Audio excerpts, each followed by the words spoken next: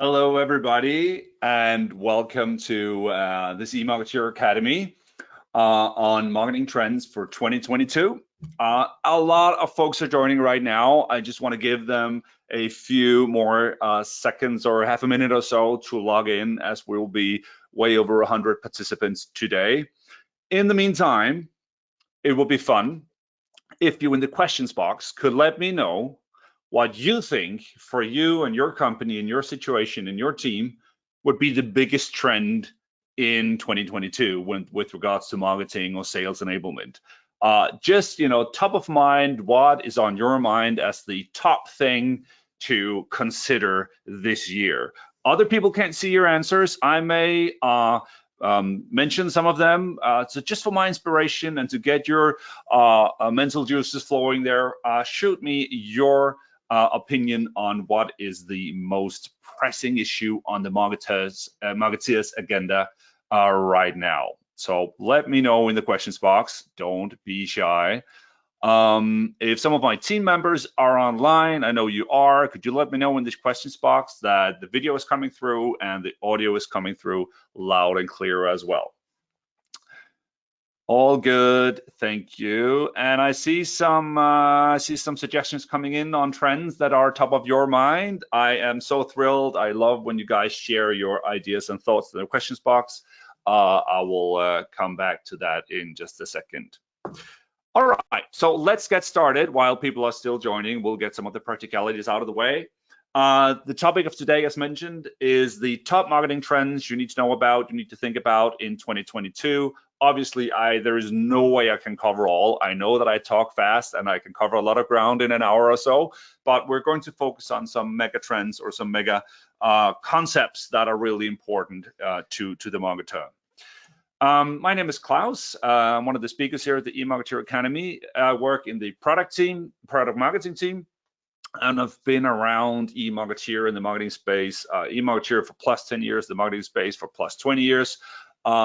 So I am, like most of you guys, a practitioner. I come from the marketing teams, the marketing management side of things, not technology, not coding, nothing like that. So I'm a practical guy, and I like things when they're easy and understandable, and that's how I go about. Practicalities here. The webinar will be recorded. The slides will be made available. So let's just get that out of the way. You don't need to screen grab and note things down. Everything will be available for you guys as takeaways after the webinar. I encourage you to use the questions box as mentioned. Let me know what you think the biggest marketing trends are. If you have any questions for me during the webinar, type them in there. We will be more than 100 people online today, so everybody will be muted, but do go ahead and let me know what you think is on your what is on your mind with regards to question and considerations about what we're seeing today. All right, so yeah, so I just got that out of the way with that, some practicalities there. Let's dive in to the topic at hand. So just a few intro here. eMarketer, for those of you guys who do not know us, we're a marketing automation platform. We're based in Stockholm, Sweden, and we've been around since 2002 as a cloud-based marketing automation platform, catering to a vast majority of industries and company sizes, primarily in the business-to-business sector, but also a lot of B2C clients. In the eMarketer platform, you can do pretty much all of your online marketing projects, ranging from visitor identification, email marketing, forms, surveys, landing pages, mobile apps, SMS, event management, and much more. Basically, having one place where you can manage all of your marketing activities, design them, execute them, and measure on them. And the ability to report and automate on them is also part of the platform. So the whole marketing capabilities, marketing automation capabilities, lead scoring and reporting is part of the platform as well. Obviously, this is not a product demonstration, so this will be everything I'll mention about eMarketer. But if you're curious, let me know in the questions box if you want us to reach out for a brief talk on what eMarketer could do with regards to your marketing initiatives, marketing and sales alignment, and overall for your marketing team. All right.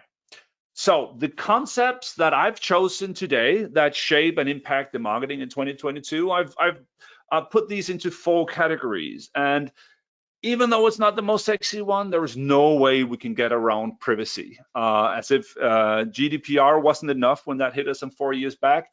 Privacy is should still be at the top of our minds when it comes to marketing, especially with all of the new things happening with browsers and mobile devices right now.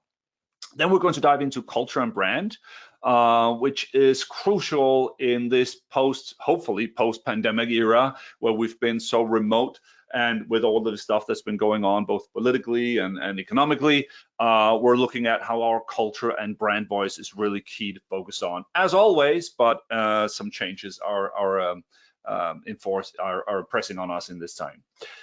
Then we're going to look at content. Obviously, content is king and still will be, but there are new ways of doing content, new ways to think about content, and new ways of getting your content out there that I want to focus on. And then, of course, this wouldn't be a 2022 trends if we do not talk about technology, being curious about some of the new stuff that is coming around. Noting, of course, that this won't impact your industry or your company right now, but it's always good to have an open mind and be in tune with what's going on out there. All right, so let's see. First of all, what is the backdrop that we're on now? Obviously, I don't need to mention all about COVID and working remotely and being highly in a highly digital agenda with all of the physical activities disappearing.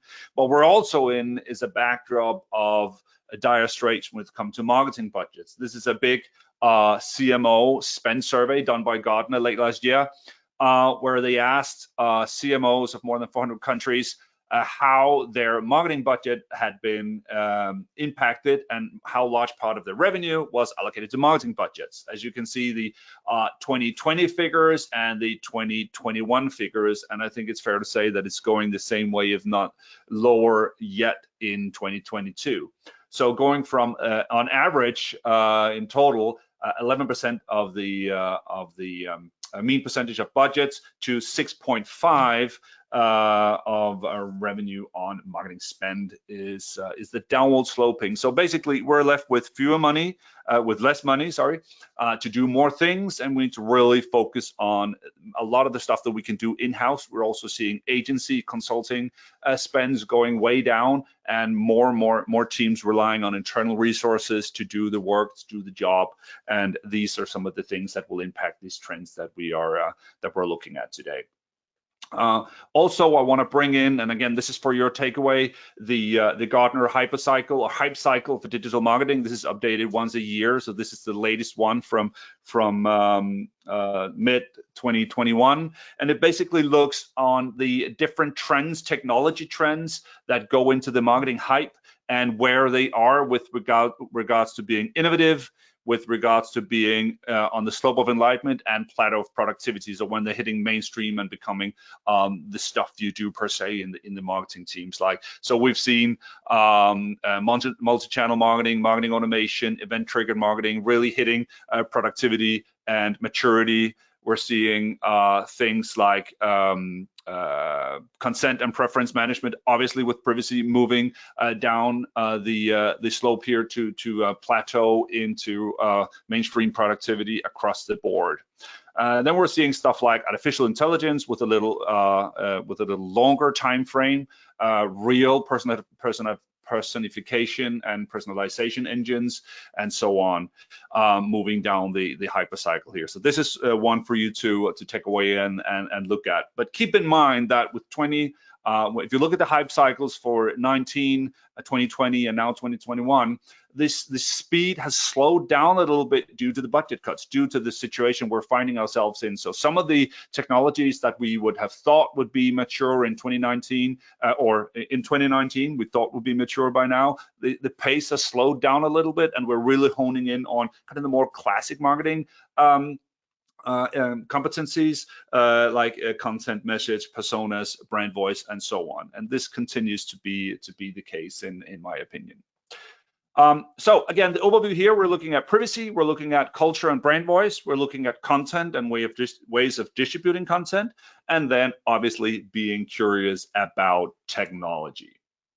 All right, so let's start with the first one and go into privacy. And of course, when I did this presentation last year and the year before that, we talked about GDPR, we talked about the implications of the data rights that we now have as consumers, as data entities, if you will, to be forgotten, to have content information about us deleted, have the ability to edit it, and so on. The same thing with the California Consumer Privacy Act, CCPA. This is all there, but things are moving forward fast. So it's been a long time since it was launched, but the latest development in privacy has to do with kind of a standoff between some of the real big players, so the social media platforms, the browsers, and the mobile devices, and much bigger changes are happening right now, and we're in the midst of it. So it's kind of important to get an idea of what these things are and how they impact us. An example is what Apple has been pioneering here with the privacy initiatives that they've taken recently. The first one was the Act tracking transparency, and the latest one was the mail privacy protection. What this basically means is that Apple per se is not in the advertising business like Google or Facebook, right?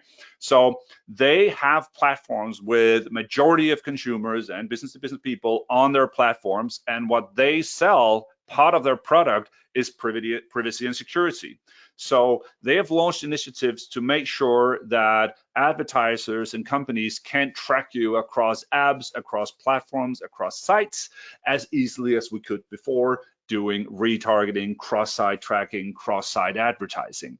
So what this looked like on mobile devices, for instance, is that after the app tracking transparency initiative was launched by Apple, your apps would ask you if it is okay to track you. So when you launched to Facebook, for instance, if Facebook needed to ask you, is it okay, or would you like me not to track you across platforms?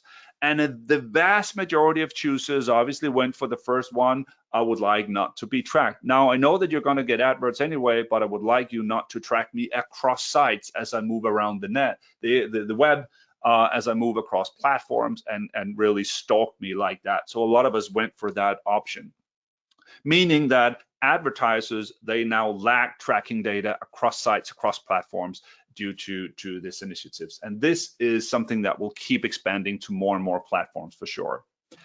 The next thing that Apple came out with was the MPP, the Mail Privacy Protection, which basically means that on an Apple device, you'll be asked if you want to protect your email activity, meaning that you can hide the email address that you're signing up with on subscription forms. You can hide whether you open emails, whether you click links, whether you download images, and so on. Hiding your location, your device, your open times, and so on. Stuff that email marketers relied on for performance measuring and optimization projects, like when do people open my email? I would like to resend to everybody that hasn't opened the email, and so on. These were metrics and these were tactics that we were using and probably will continue to use as email marketers, but we need to be aware that the game has changed when it comes to what data we can actually get. So for email marketers firsthand, these changes brought about by Apple, there are a few considerations and implications we need to be aware of. The first off is when we look at our data from yesteryear, open rates, for instance, click-through open rates, we need to take it with a big grain of salt when we compare them to our current metrics, because open rates cannot be compared to before Apple launched their initiative. Depending on settings, either all emails will appear as opened or no emails will appear as opened unless they click links. And even if they click links, the mail privacy protection can hide the fact that these links were clicked. So there are a lot of implications there we need to figure out what to do about. Now, obviously, if I send webinar invites to you guys, in different layouts and different styles and different tones, I can still compare my email performance to myself looking at open rates. I just need to be aware that open rate is not an exact science. It is not an exact representation of the number of people actually opening your mail. So there are definitely changes coming to you with these implications or these implementations from Apple, for instance.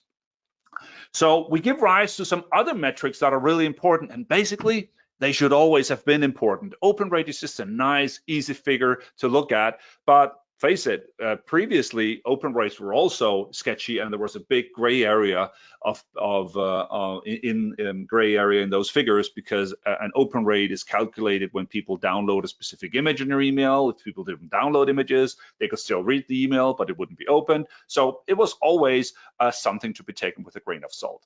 So we should always have been focusing on our call to actions, on our clicks, whether people are following our CTAs, but it is even more important now. So focus on conversions. What is it really that you would like people to do when they receive your emails, and make those metrics centerpiece of your email reporting when you look at your email performance. Are people following your call to action? Are they doing the conversions that you would like them to do? When it comes to marketing automation based on email metrics, revisit your automation setup. For instance, are you automating on when people are opening your emails? It may not be a good approach anymore. Maybe it never was.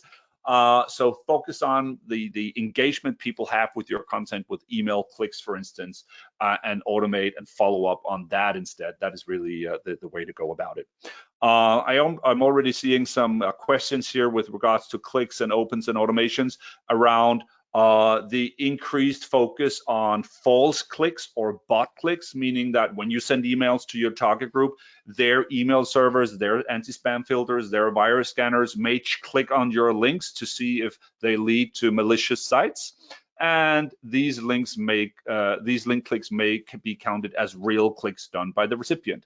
We've recently introduced new methods in eMarketer to do away with these bot clicks, with these false positives in your click reports, and you should see a more fair representation of actual human behavior clicking your emails there. So that's some good news. We're reacting as email service providers and as an industry to those things as well. So that was emails, but our challenges aren't over. Cookies and tracking across sites, as mentioned, has really been impacted as well, and will continue to be even more as we move through 2022 and into 2023. We're talking about an end of third-party cookies. Now, fewer and fewer browsers are accepting third-party cookies, which means that cookies that are left by other sites on the sites you visit, so that these other sites, these third parties, can track you and advertise to you.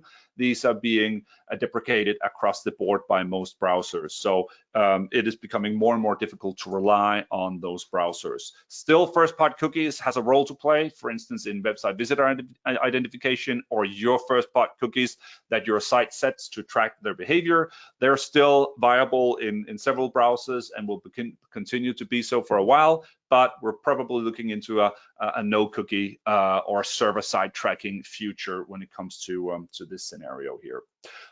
So as a result, it's becoming difficult to follow the customer across digital experiences across different platforms, which gives a focus and a rise to owned media. Your good old channels like email, your blog, your communities, your forums, the areas and menus that you control, that you own, the content, the distribution, and the tracking of people is really becoming central again. Which is really good news for email marketers. Email continues to be one of the highest, or the highest, return on investment you can do, and it is one of the channels that converts absolutely the best. And it's an owned media, meaning you control when you distribute, you control to how many people you distribute, and you can do the tracking on your platform there, knowing what people do. So some of the implications there for data and tracking. Some new ways that we will need to learn about are appearing when it comes to being able to advertise. Obviously, Google and Facebook and the like, huge chunk of their revenue comes from advertising, and they're not going to sacrifice that overnight.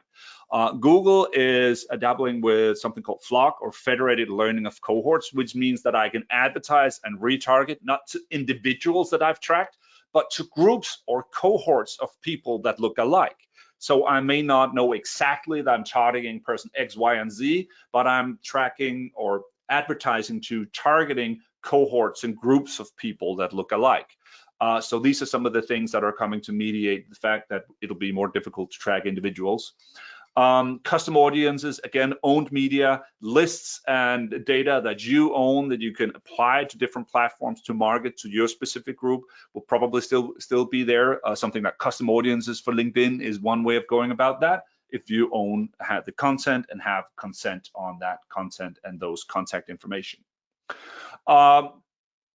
In a nutshell, there's an increased focus on first-party data, meaning data that your prospects, leads, and customers are giving you and that they're giving your consent to storing and using for marketing and communication purposes. So anything that has to do with signups, surveys, engagement, webinar captures like these, everywhere where you can grab data from your recipients, from your target group directly is, again, really, really important and at the centerpiece of what we should be focusing on with regards to data capture and advertising segmentation opportunities moving forward.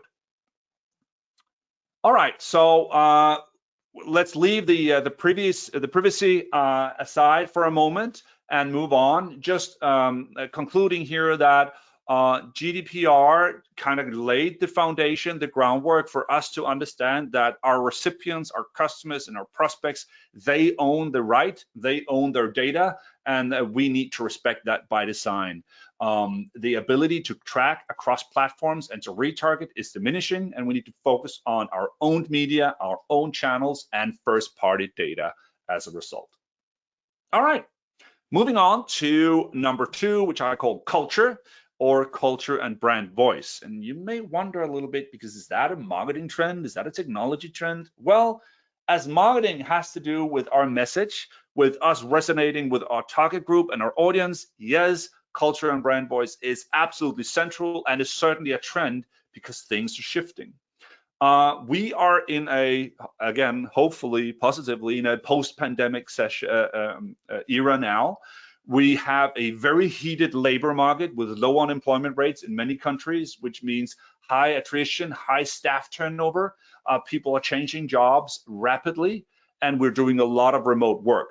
This puts pressure on our corporate culture, on our business culture, because when we were in the office, face to face, the water cooler talks, the luncheons, the town hall meetings, all of the cultural exchange and interaction that took place in a physical office, in a physical location, we've been without that for a while. So remote work combined with high staff turnover means that we can't just rely on the way culture was transferred earlier on. We need to really focus on being very clear about our culture and brand voice to our staff. The same thing with our customers and prospects. We have less direct customer contact, much more is digital today. We are increasingly relying on remote meetings, remote workshops, remote interactions. More and more customer service is handled by bots, chats, and email. So being able to communicate our culture and our brand voice in these channels, relying less on face-to-face interaction, face-to-face meetings, has become really crucial. So the idea that you can formulate a culture in a PowerPoint and say this is our corporate culture is obviously gibberish. You have a corporate culture regardless if you work on it or not. You may not just not be aware. So if you want to work strategically with your corporate culture and the brand voice that is a result of that, it is something that you really need to focus on, not only in the marketing team but across the management team and across the organization, the teams in your organization.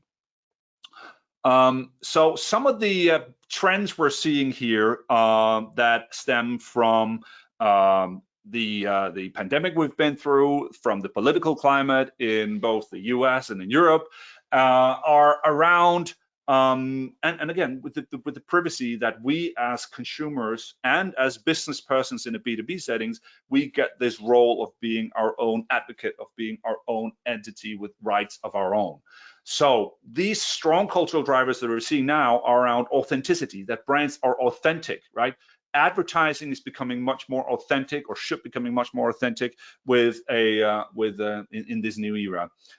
Being accountable, focusing on sustainability. Some of the buzzwords here are DEI, diversity, equity, and inclusion, and ESG, environmental, social, and corporate governance. That brands, both to consumers, but certainly also in the B2B space, are responsible for their actions, they need to be accountable, and they need to be authentic. So the way that we communicate about our values and our products, well, they're not so much about features, they're more about purpose and what role we play in the society.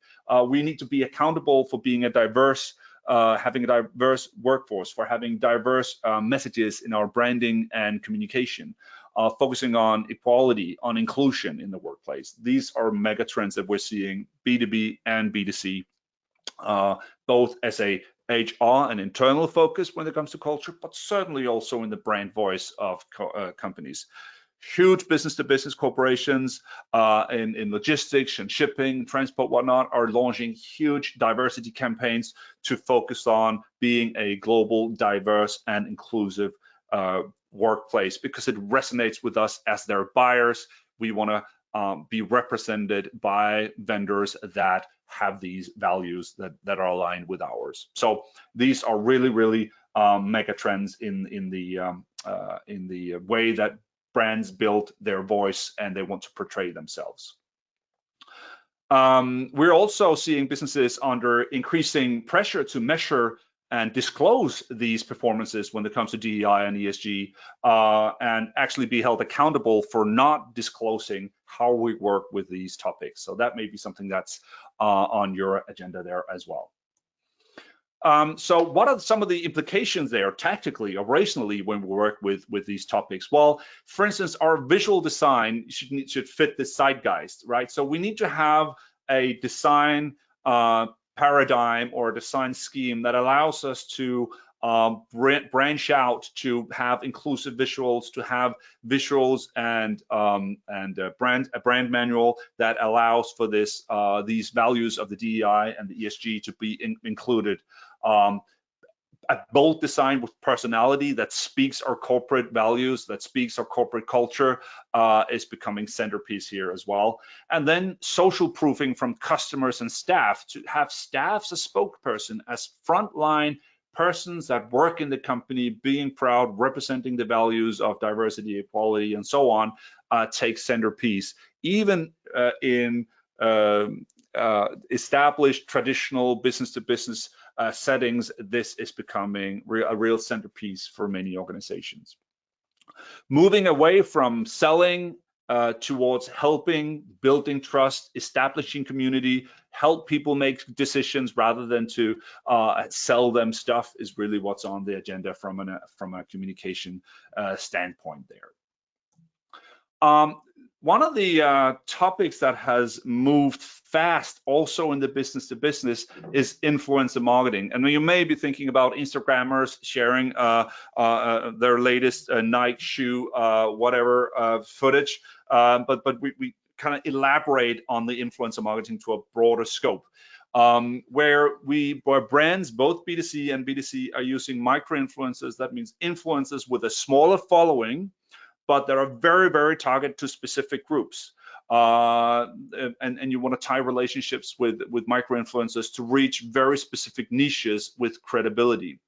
Long-term relationships with influencers over maybe a year or two in your content plan there with influencers to build that credibility, to leverage the following of influencers that they have built with credibility to their target group, and you can leverage that credibility by joining forces with these people.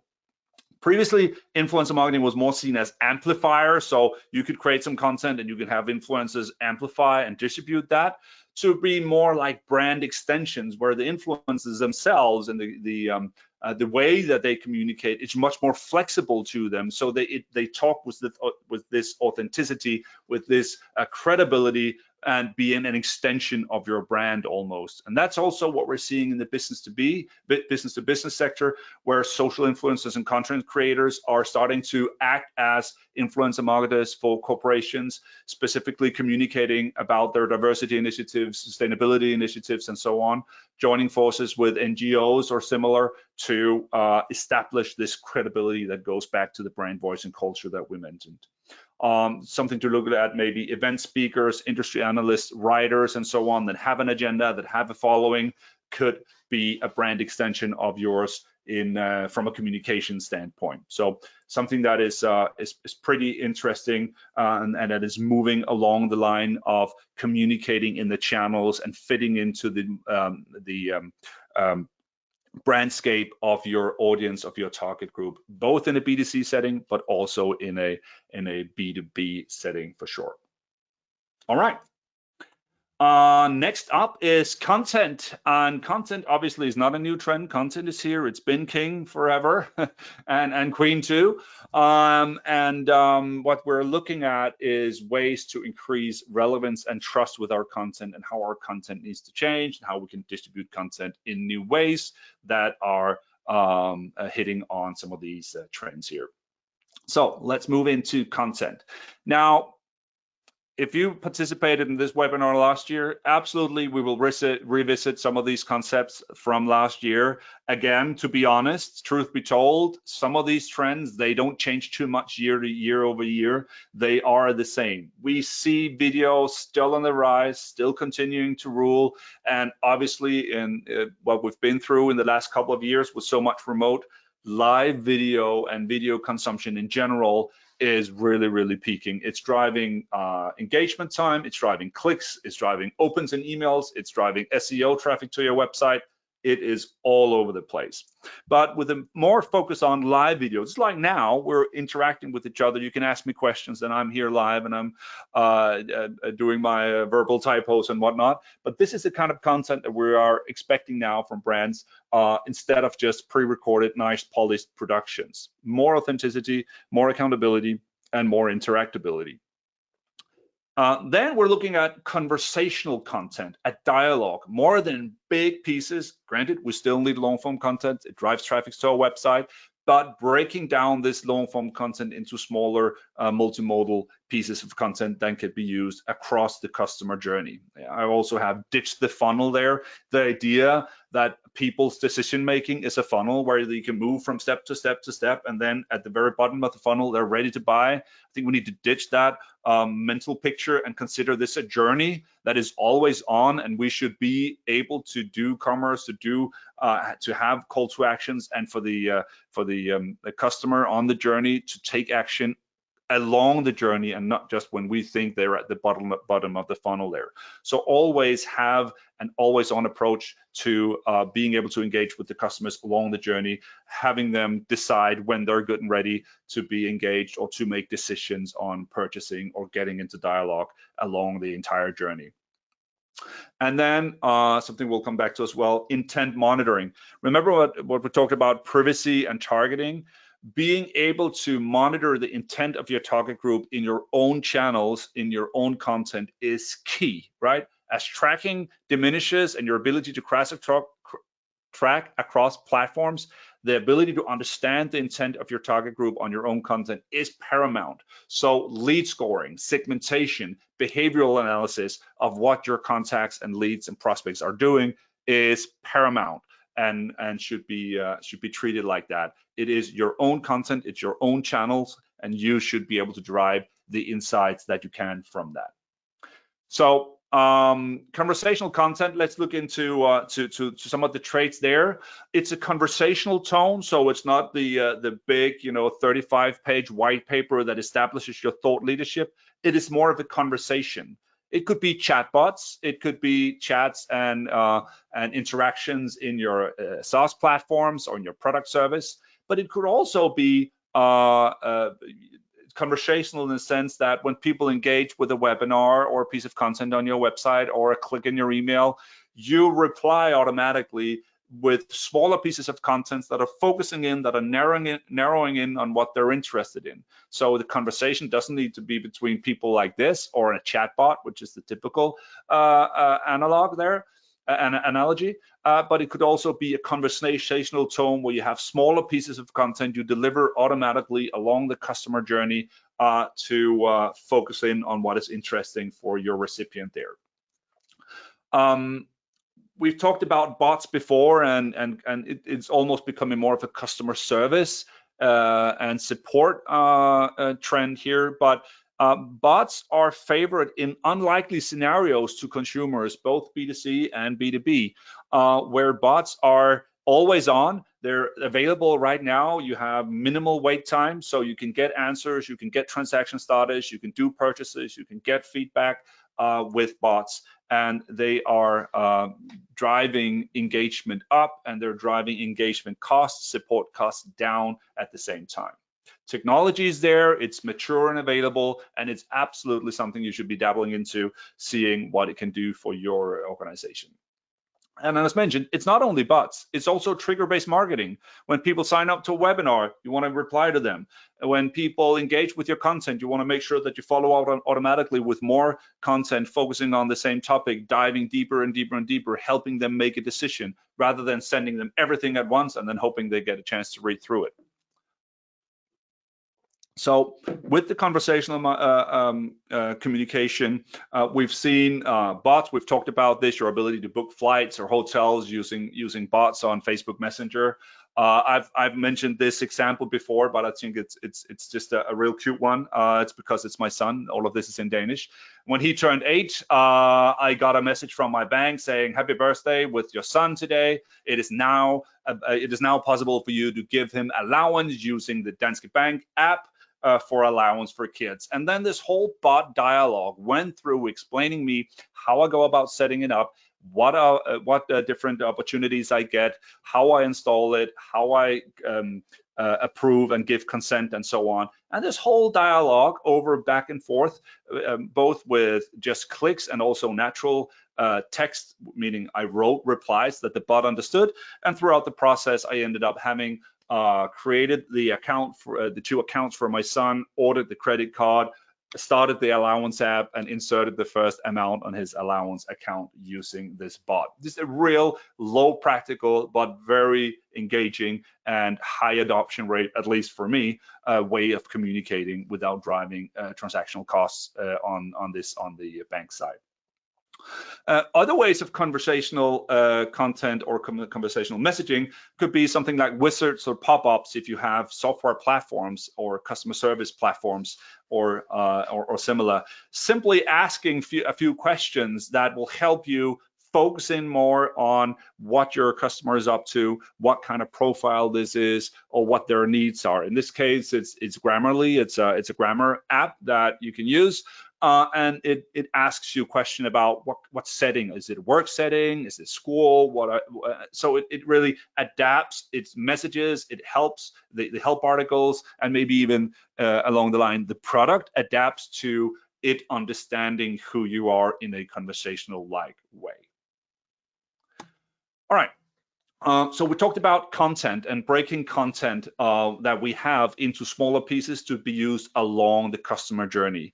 Now, again, we are producing content. We are producing these big chunks of long-form content. And the idea is obviously to repurpose and reuse this content along the customer journey, breaking it into smaller pieces. Posts for social media, articles, putting them into email flows for drip campaigns, repurposing written content into video content into podcast content, and so on, so that the work and investments we're doing in content is leveraged across many different use cases and channels. Again, this whole idea of doing more in the internal teams and relying less on consultants and agencies as budgets are diminishing. The repurposing of content is a great way of maximizing your investment in content, maximizing the value, of your investments in content across the journal and across different channels. And I mentioned the ability to understand intent and to measure engagement and figure out when people are mature to be contacted or when they're mature for the next piece of content. This idea of tracking what they do on your content is central, and lead scoring, as I mentioned, and behavioral analysis is a centerpiece there. And here's just an example from our platform where lead scoring can be tracked across channels, across messages, and really focusing on what is my contact here engaging on, what drives the score up, how has the score developed over time, and when is he or she ready for the next piece of content or the next message to be delivered, or for the sales and account management teams to reach out. And really, even though that lead scoring can be a daunting project to start off with, start small and dream big. Look at your content, figuring out, okay, if I have 10 links in my campaigns here, which ones are the top 2? All right, these 2 are the most important ones. I'm going to assign 20 points to those and only 2 points to all of the others. It may be very rudimentary to begin with, but just the fact that you're assigning different values to different interactions that your recipients are doing means that you can start seeing when the interesting actions are bubbling up and when the interesting prospects and customers are bubbling up with their lead score. All right, so that was content. And some of the ways that content is still key, it's still king, but thinking about how we can repurpose content, how we can turn it into conversational content in email flows, in bots, in wizards, and thinking about how to repurpose content across the customer journey, keeping in mind how can I monitor the interactions, how can I monitor the behavior of my target group there. Okay. Last topic, of course, we need to talk about technology as well. Now, you can go to the Deloittes and the Gartners and the whatnot for deep dives into all of the different technologies and what they, how they are expected to impact and what the level of investment is. I'm not your guy for that, but I'm the guy telling you at least to be curious about some of the things that may seem way off yet. They are, but being curious, being at the forefront, at least with your curiosity and your testing, will help you establish if this is something that could be in the future for your company or your team in the next 2 to 3 years. But because these things are happening, and whether we are following through on them or not, we don't know yet. But what we do know is if you're not curious, if you're not playing around, somebody else will. Okay, so let's have a look at some of the topics that I've chosen here to look at, because they have made a lot of headlines and they are representing different areas of technology and implications here. So the first one is the metaverse we'll talk about. Then we'll talk about AI-driven content creation, so artificial intelligence and how that impacts content creation across video, audio, and text. Just a few words on Web 3.0 or crypto and non-fungible tokens, and then a little bit about the no-code revolution. Now, again, these things aren't necessarily something that will impact your business, Q3 this year, maybe not even next year. Typically, the business-to-business side of things is moving slower along these lines than the business-to-consumer side are. But just the fact that these mega players are making waves here, it kind of enforces us as marketers to be in the forefront, be curious here, because it will have a rub-on effect on how you see opportunities for your marketing, for your content, and for your delivery of your message there. So the first one is Meta. So given Facebook's noisy multi-billion-dollar entry into the metaverse not so long ago, Mark Zuckerberg stating that Facebook is no longer Facebook, but is now called Meta, and that in a few years it will not be known as a social media company but as a metaverse company, really speaks volumes about the focus from Facebook here on building a metaverse. Now, I know that as a marketer, we are absolutely guilty of the SNO syndrome, which is shiny new objects. Something new comes around, we want to play around with it and see what it is, and that's fine. We just need everything with a grain of salt, of course. So it's real, it's there, it's been around for a while, the metaverse in different versions, but that doesn't mean it will instantly become, the most important technology or the platform that your buyers or consumers will flock to. It will take a lot of time to develop. In fact, there's no real consensus about what the metaverse actually is across augmented reality, virtual reality, and so on. But what is presented, at least, is that it is a virtual representation of a reality that we can work in, that we can play in, that we can consume and buy virtual products in. We should be able to take our virtual identity and move it across platforms in the metaverse. So meaning that our avatar, our products, our things we've bought for our virtual environment or virtual products should not be limited to one platform, for instance, Facebook or Meta. We should be able to take our products, take our identity, take our avatar, and move from the Microsoft version of the metaverse on Xbox to PlayStation's version on Sony's version on PlayStation, onto Meta by Facebook, and so on. So that's the ambition, that's the end goal for it to be a true metaverse, meaning that we're not platform relying on a specific platform, but there is a universal understanding of what an avatar is, what products is, and what consumption and commerce is on these platforms. Work-wise, obviously, we've kind of lived in the metaverse for the last couple of years here, but it goes much further, obviously, than just spending the whole day on Zoom or Teams. It's actual virtual representations of meeting rooms. It's augmented reality in our offices, where we're overlaying a virtual reality onto our physical reality, looking at products, doing design, being in meetings, and looking at data from remote locations, but like being physically at the same location. Now, there is no verdict on how this will impact us yet. You can't log into the metaverse as is now, but looking at the presentation from Zuckerberg when he launched, looking at what researchers and journalists are writing about the metaverse and the implications for communication is key, at least to be interested and curious about. If you already have examples yourselves or have played around with this, let me know in the questions box as well. I remember, what is it like now, 12 or 14 years ago, we had this platform called Second Life, I think. I was in the travel industry back then, and we started building offices, virtual offices in Second Life to figure out if business-to-business travelers would be visiting virtual travel agencies to set up virtual conferences and so on. And that was like 10 plus years ago, and we're still just talking about the metaverse as something that is new. So maybe you already have experience around these lines.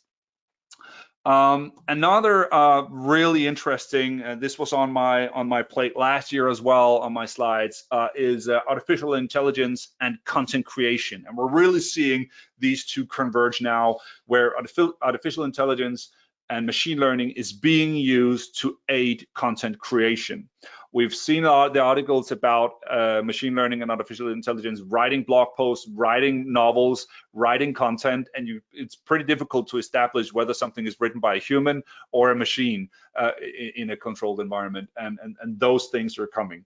But before we are there, where we can just add the plugin to a WordPress site that says write a relevant blog post each week, we are seeing some content creation aid by AI already. And I mentioned the Synthesia last year, and they're still on my radar because they're doing an amazing job. It's a Danish company that helps you create artificial video, if you will. So it's video that is where you have an avatar that represents your content. You type in your the script, and the AI creates a video representation of your script and reads it aloud in what sounds like natural voice and with image quality that is starting to become acceptable to many channels and many use cases, which means that you don't need studios, you don't need lighting, you don't need actors, you don't need a cameraman, you don't need boomers, a sound boom, and all of that stuff. You write your text just like you would an email, and you fire off that text into Synthesia or similar platforms, and the AI goes to work transforming your content into video and spoken word. It is quite amazing the quality that they're at. Some of their avatars have been sold to TV stations, and they're doing news on TV. So you can imagine being a TV journalist thinking, you know, am I out of a job in a few years? And will we have AI writing the content and an AI avatar reading it aloud on screen? I don't think we're quite there yet. But again, with the rise of video, with video content being so popular to consume, this is a cost-effective way of producing video, and also video in a plethora of languages, because obviously you can translate and fire the translated versions into a platform like Synthesia, and you have your video in 25 languages. So that's something to look at. There's another really interesting application of artificial intelligence. This is the case of Persado.com and others that do text analysis and can play around with testing different emotional platforms or emotional bases on which to create content. So I might have written this one as an email, subject line, our way of saying thanks, enjoy our lowest entry into APR imbalance, whatever. I think this is a good offer. I play on encouragements, I am indulgence here, I have a transparency in my description, and my call to action is navigation. Go ahead and apply. So this might be my, wordsmithing of an email. And then I can run it through these AI platforms that plays around with different emotional bases, different personas to figure out what it can do with the text. It understands what I'm writing and it can rewrite it into another set of emotions to be played on. So if we go from this one, the encouragement, the indulgence, and run it through the platform, it can go on fascination and innovation, for instance. An offer for you, enjoy our lowest intro APR on balance transfers and so on. Offer details, and instead of navigation, it is now acquisition. So playing around, testing emails, testing content, testing website copy, not only by A/B testing, but testing it on with AI to run through a lot of different iterations based on different emotional traits is something that is probably going to be on the rise in the foreseeable future here. And having those things play into our existing tools, like our email copy, like our website copy, into our chatbots and so on, where it's not a one size message for all. The message is actually tweaked based on the persona that we're talking to. All right, blowing your mind, I hope.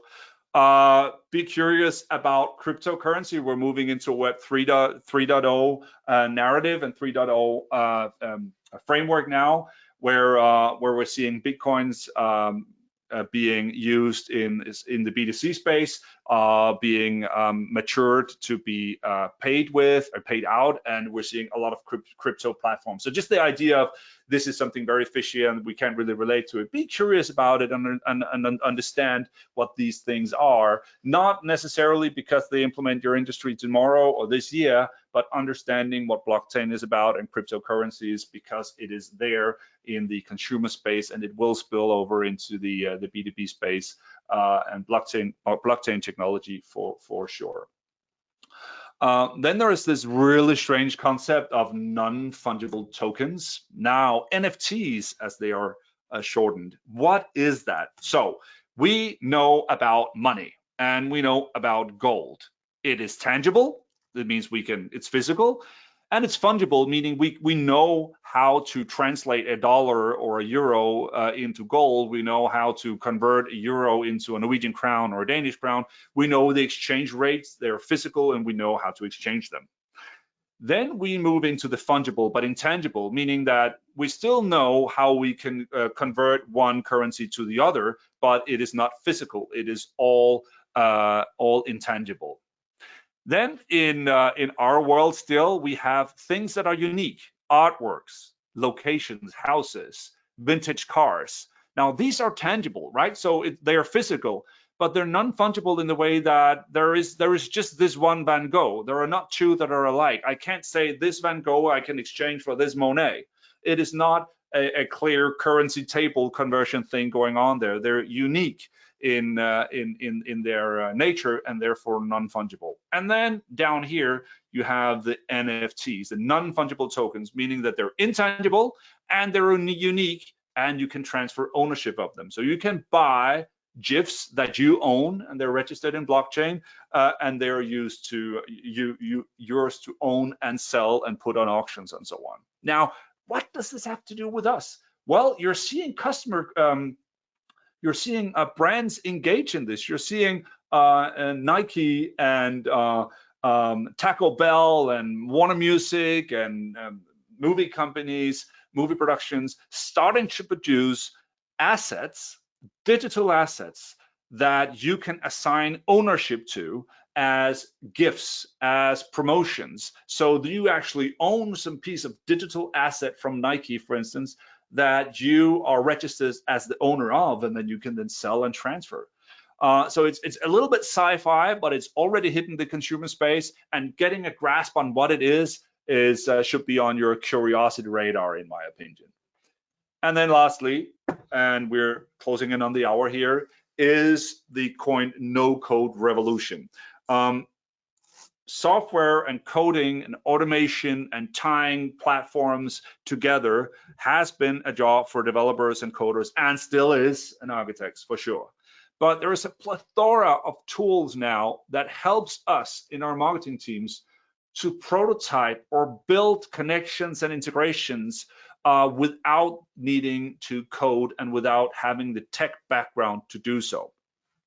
Products like Smartsheet, and I'm sure Airtable is on this one as well. Their Airtables enables us to do databases in an Excel style interface.